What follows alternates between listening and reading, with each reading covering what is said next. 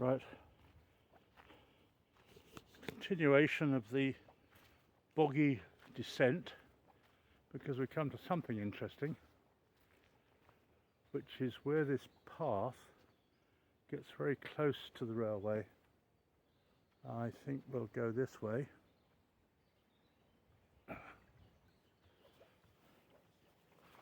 Because we're coming to a station. This is, as I've said once or twice, Geoff Marshall is a railway enthusiast, not a train buff, doesn't collect train numbers or anything like that. He just likes railway infrastructure, and all his videos are very watchable, very well put together. He's a very good editor, and he's the one I heard about him when I looked at this Haste video. Anyway, hello. So one of the things he's keen on is visiting stations that haven't been visited very much at all before. Least used stations, he calls it. It hasn't really got a ring to it, but it amuses Geoff. And this is one. This is Haste Hill. If you find Geoff's Haste railway video, he was here for the best part of a day.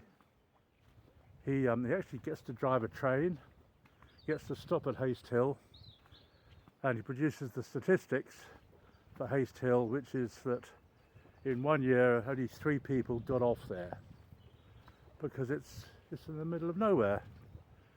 You've seen how difficult it is to get to for me. And I'm hoping another train will go by in a minute, and then we can have a real video. There's points, good old manual points, both sides. And there are people the other side of the tracks.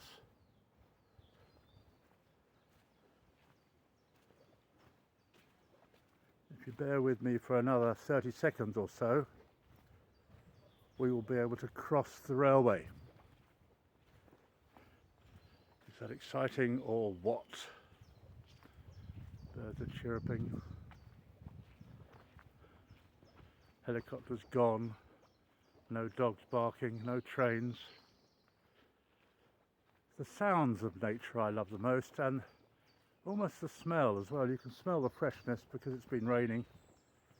There's a kind of a dewy, slightly damp, certainly nature. Nature smell. This is Bob Fielding from the Fast Show. Well, it's not actually, but it could be. Right. And here we are. Is it Bob Fielding? Bob Fleming. That's the one. They made a lot of jokes about some chap, poor chap who got catarrh in a bad way. I never really got those jokes. But then maybe my sense of humour is different. Right, we're at a crossing of the railway. Oh dear. I don't think we can do it. Stop, look and listen. They've locked the gate. This has been a disaster today. Oh no, I've managed to get in. There's the railway. As I said, it's a 12-inch gauge. 12-inch gauge, that's pretty narrow. Normal full-size railways are 4'8½". I don't know why. Maybe it's how tall Brunel was. Maybe not, because he did 7-foot gauge railways. Anyway, marvellously, I am now standing astride the Ruislip-Lido Railway. Not expecting any expresses to come screaming round the bend, hopefully.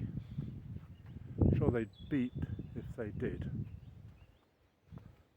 So, though the gate has a padlock, as you can see, it is easily openable. They call this a loving gate, I think.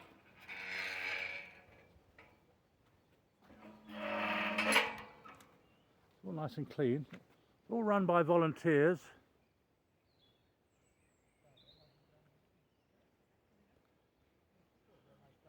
Like, subscribe.